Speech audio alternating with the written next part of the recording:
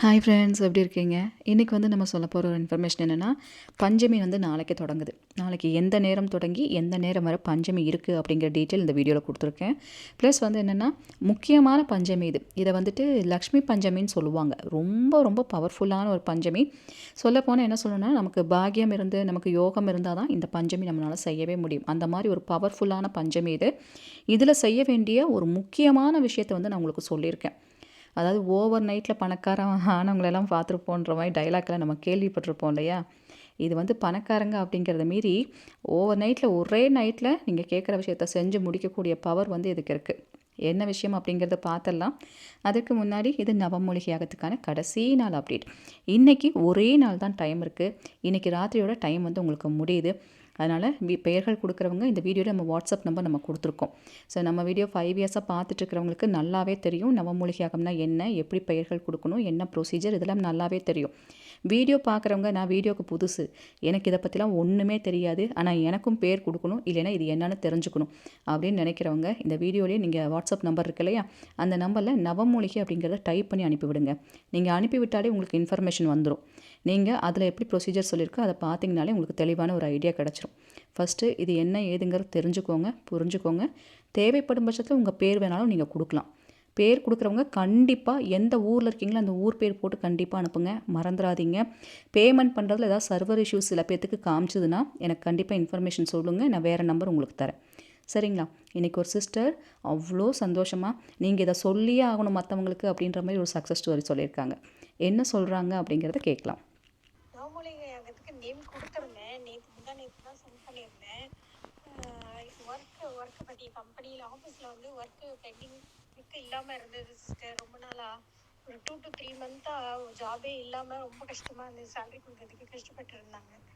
ஆனால் இப்போது வந்து நவமூலிகை கொடுத்து 2 டேஸில் நாங்கள் எதிர்பார்க்காத ஒர்க்லாம் எங்களுக்கு வந்து ஓகே பண்ணிவிட்டு ஃபைனலைஸ் பண்ணி ஸ்டார்ட் பண்ணவே ஆரம்பிச்சிட்டோம். இன்றைக்கி ஒரு ஒர்க்கை, இன்னொரு ஒர்க் வந்து அட்வான்ஸ் பண்ணுறாங்க. இன்றைக்கி அட்வான்ஸ் பண்ணுறாங்கன்னு வந்திருக்கு சிஸ்டர். ஏன்னா அதெல்லாம் ரொம்ப 1 இயர்க்கு முன்னாடி கொடுத்த கொட்டேஷன் இதெல்லாம்.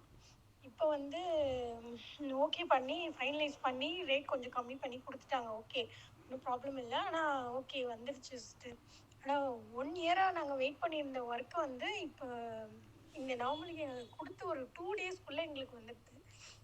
சார்லாம் கொஞ்சம் ஹாப்பி ஆகிட்டாரு. நான் கொடுத்த ப்ராஜெக்ட்டுக்கு வசந்த் ப்ராஜெக்ட் தான் வரும்னு நாங்கள் நினச்சோம். கடைசியில் நாங்கள் பழசு கொடுத்த கொட்டேஷன்லாம் இப்போ வருது எங்களுக்கு ஒர்க்கு. அதெல்லாம் ரொம்ப ரொம்ப ரொம்ப சந்தோஷமாக இருக்குது சார். ஏன்னா ரொம்ப வருஷமாக அது நம்ம கொட்டேஷன் 1 இயர் ஆகுது அந்த கொட்டேஷன்லாம் கொடுத்து. 1 இயர் கழிச்சு திடீர்னு அவங்களே அப்ரோச் பண்ணி ஓகே நீங்கள் பண்ணலாம் அப்படின்னு சொல்லிட்டு சொல்லும் போது ரொம்ப அதிசயமாக இருக்குது, ஆச்சரியமாக இருக்குது சிஸ்டர். நாங்கள் எதிர்பார்க்கலாம்னா சரி அப்ரோச் பண்ணது அவங்க வரல போல இருக்குது, செய்யலை போல இருக்குது, நாங்கள் விட்டுட்டோம். இப்போ 2 வீக்ஸ் முன்னாடி தான் திருப்பியும் அவங்க பேசினாங்க. அப்போ கூட எங்களுக்கு நம்பிக்கை இல்லை, சரி பண்ணுவாங்களா என்னன்னு தெரியல. ஆனால் இப்போது இந்த பேமெண்ட் பண்ணி நவமூலிகை யாகத்துக்கு பேமெண்ட் பண்ணி 2 நாள்லேயே அவங்க அட்வான்ஸ் பண்ணிட்டாங்க. நேற்றே பண்ணிட்டாங்க. இன்றைக்கி ஒரு ப்ராஜெக்ட்டுக்கு அட்வான்ஸ் பண்ணுறாங்க. ரொம்ப ரொம்ப சந்தோஷம் சிஸ்டர். சிதறியாவுக்கும் ரொம்ப ரொம்ப நன்றி.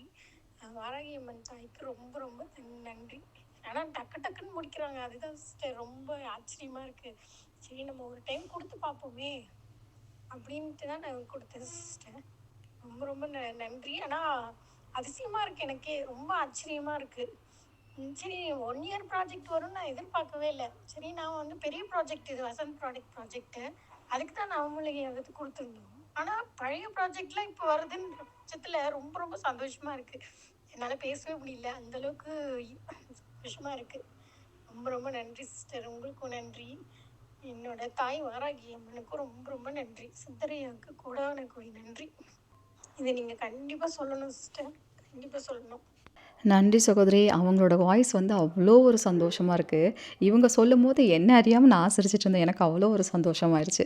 என்னென்னா இவங்க ஃபஸ்ட் டைம் பேர் கொடுக்குறாங்க. நவமூலிகைக்கு அவங்க புதுசு. நம்மளை சேனல் வந்து ஃபாலோ பண்ணுறாங்க.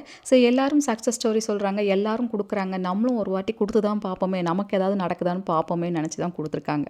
ஆனால் இன்னொரு மிராக்கல்னால் வழக்கம் போல் அந்த ஒரே பஞ்சமிலே அவங்களுக்கும் நடந்துருச்சு. நம்ம சேனல் வாட்ச் பண்ணுற எல்லாத்துக்கும் தெரியும், அந்த 5 இயர்ஸில் அந்த பஞ்சமியில் மட்டும் அந்த ஒரு பஞ்சமியில் என்ன நடக்குது நடக்குதுன்னே இப்போ வரைக்கும் தெரியலைங்க. அந்த ஒரே பஞ்சமியில நடத்தி காமிச்சிருது. அதுதான் இந்த சிஸ்டருக்கு நடந்திருக்கு. 1 இயரா குடுக்காத ப்ராஜெக்ட் இப்போ நவமூலிகை குடுத்து இன்னும் நவமூலிகை நடக்கல. அதுக்கு முன்னாடியே பேர் குடுத்தோனே அவங்களுக்கு நடந்துருச்சு அப்படிங்கிறது அவங்களோட சந்தோஷமே. ஸோ அவங்க சந்தோஷம் நீடிச்சிருக்கட்டும். நிறைய விஷயங்கள் நல்லது நடக்கட்டும் அப்படிங்கிறக்காக வேண்டி நம்ம பிரார்த்தனை பண்ணிக்கலாம். வராகி அன்னைக்கு நன்றிகளை சொல்லுங்கம்மா. வராகமூர்த்தி சித்தரையாக்கு நன்றிகளை சொல்லுங்கள். அது போதும். இன்றைக்கி நம்ம சொல்ல போகிற இன்ஃபர்மேஷன் பஞ்சமி கரெக்டாக எப்போ தான் இருக்குது. நாளைக்குன்னு ஒருத்தங்க சொல்கிறீங்க, நாளான்னைக்குன்னு ஒருத்தங்க சொல்கிறீங்க. கேலண்டரில் 22 தானே போட்டிருக்கு அப்படின்னு சில சிஸ்டர்ஸும் கேட்டிருந்தீங்க. இது வந்துட்டு என்னென்னா நாளைக்கு வந்து காலையிலேயே தொடங்குது. நாளைக்கு காலையிலங்கிறது உங்களுக்கு டைமிங் இப்போ காமிச்சிருக்கேன் பாருங்கள். அதாவது 21ஆம் தேதி காலையில் 11:22க்கு தொடங்கி 22ஆம் தேதி காலையில் 12:15 வரைக்கும் உங்களுக்கு பஞ்சமி இருக்குது. இதில் பாதி இதில் வந்து முக்கால்வாசி உங்களுக்கு பஞ்சமி இருக்குது. நாளான்னைக்கு காலையிலோட உங்களுக்கு முடியும். அதனால் அந்த முடிகிற டைமிங்கே பஞ்சமின்னு சொல்லி அதில் போட்டிருப்பாங்க. சில கேலண்டரில் அப்படி போடுவாங்க. அதனால் நீங்கள் கன்ஃபியூஸ் பண்ணிக்க வேண்டாம். முழுசாக பஞ்சமி நாளைக்கு தான் இருக்குது. சரிங்களா? அது வந்து நீங்கள் பார்த்துக்கோங்க. அதே போல் இன்னொரு விஷயம் என்னென்னா நாளைக்கு காலையில் உங்களுக்கு காரிய சித்தி நேரமும் இருக்குது. இது வந்துட்டு லக்ஷ்மி பஞ்சமியில் வந்திருக்க ரொம்ப பெரிய ஒரு காரிய சித்தி நேரம்னு இதை சொல்லலாம். அதாவது பஞ்சமி தொடங்குற டைமிங் ஒன்றா இருக்கும். ஆனால் பிரம்ம முகூர்த்த நேரத்தில் நாளைக்கு கிடச்சிருக்கிறது ரொம்ப ரொம்ப பவர்ஃபுல்லுங்க. இது வந்துட்டு ஒரு அரை மணி நேரம் தான் இந்த காரிய சித்தி நேரமே இருக்குது. அதாவது நாளைக்கு ஒரு 3:45க்கு தொடங்கி 4:15 வரை முக்கியமான அந்த பிரம்ம முகூர்த்த நேரத்தில் கிடச்சிருக்க ஒரு அருமையான ஒரு நேரம். வெறும் அரை மணி நேரம் தான் இருக்குது. நான் சொல்கிற விஷயத்த மட்டும் கண்டிப்பாக செய்யுங்க. அதாவது நான் சொன்னேன் இல்லைங்களா, வீடியோவில் முன்னாடியே சொன்னேன். ஒரே நைட்டில் என் வாழ்க்கையை தலைகீழாக மாறிடுச்சுன்னு சொன்னவங்க ஏகப்பட்ட பேர் இருக்காங்க. அத்தனை மிராக்கள் ஒருத்தர் லைஃப்லேயும் நடந்திருக்கு. அதே போல் இந்த விஷயம் உங்கள் லைஃப்பில் நிச்சயம் ஒரு மிராக்கள் பண்ணியே தீருங்க. அது 1000% கேரண்டி சொல்லலாம்.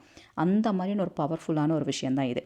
இது செய்யறதுக்கு என்ன பொருள் வேணும், எதை வச்சு நம்ம என்ன பண்ணணுங்கிறத நான் டீட்டெயிலாக சொல்கிறேன். கரெக்டாக நோட் பண்ணி வச்சுக்கோங்க. நம்ம சேனலுக்கு புதுசாக இருந்தால் மறக்காமல் சப்ஸ்கிரைப் பண்ணி வச்சுக்கோங்க. அப்போ தான் இது போல் பதிவெல்லாம் உங்களுக்கு நோட்டிஃபிகேஷனாக வரும். இந்த பதிவு பிடிச்சிருந்தால் கண்டிப்பாக லைக் பண்ணுங்கள்.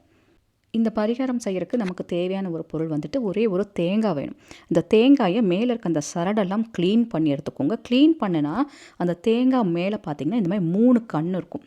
3 கண்ணுள்ள தேங்காயை வச்சு தான் நம்ம இந்த பரிகாரமே செய்யணும். சில தேங்காயில் 2 கண் இருக்கும். ஆனால் நீங்கள் 3 கண் இருக்கிறதா பார்த்து எடுத்துக்கோங்க. அதுதான் நமக்கு வேணும். ஏன்னா அதுதான் ரொம்ப பவர்ஃபுல்லாக வேலை செய்யும் இந்த விஷயத்துக்கு.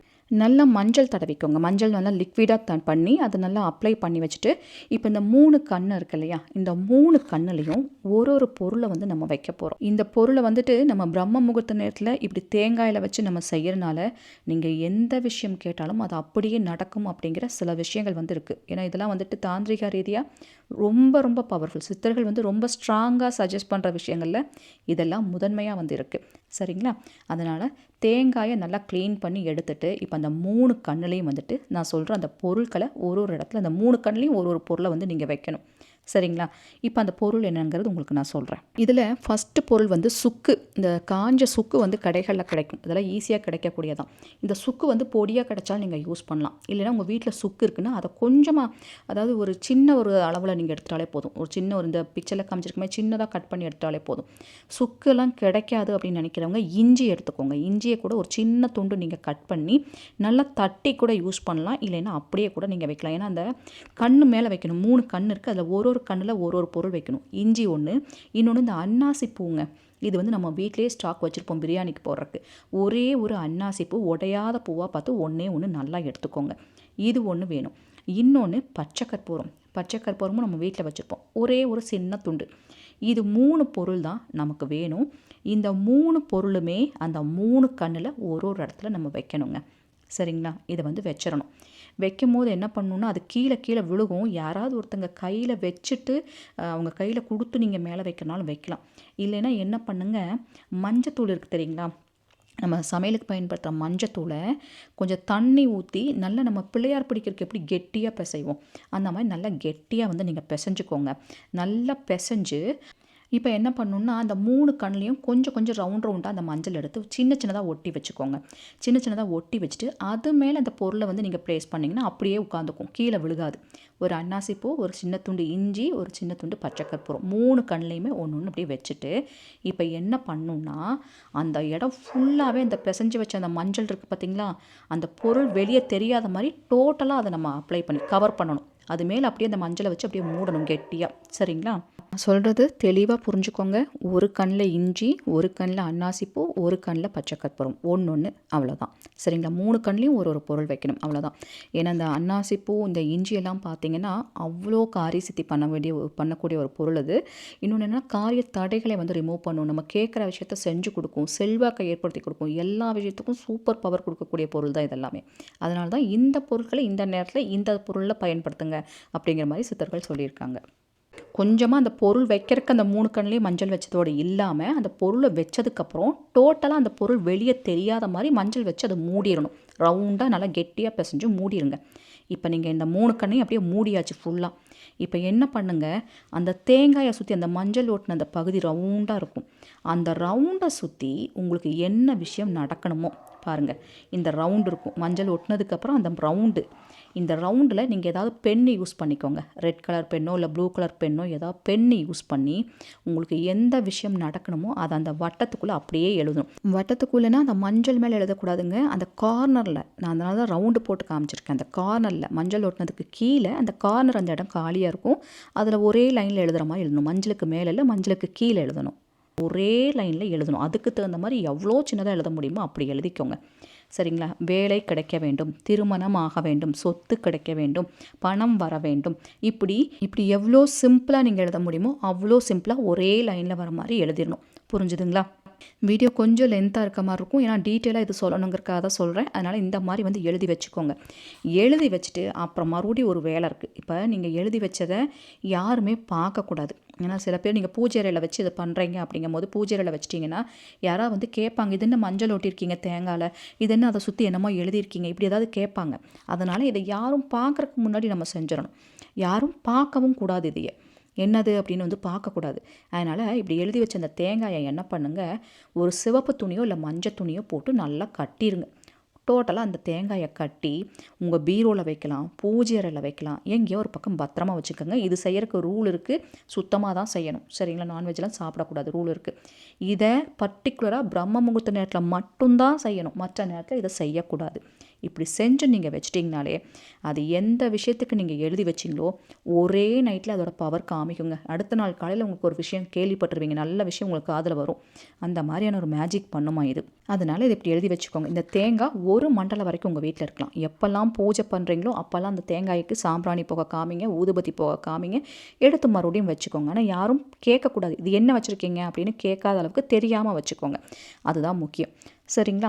இவ்வளோதாங்க. அதுக்கப்புறம் 48 நாளுக்கு அப்புறம் அது ஓடுற தண்ணியில் இல்லை ஆற்றுல கிணத்துல எங்கேயாவது போட்டுருங்க.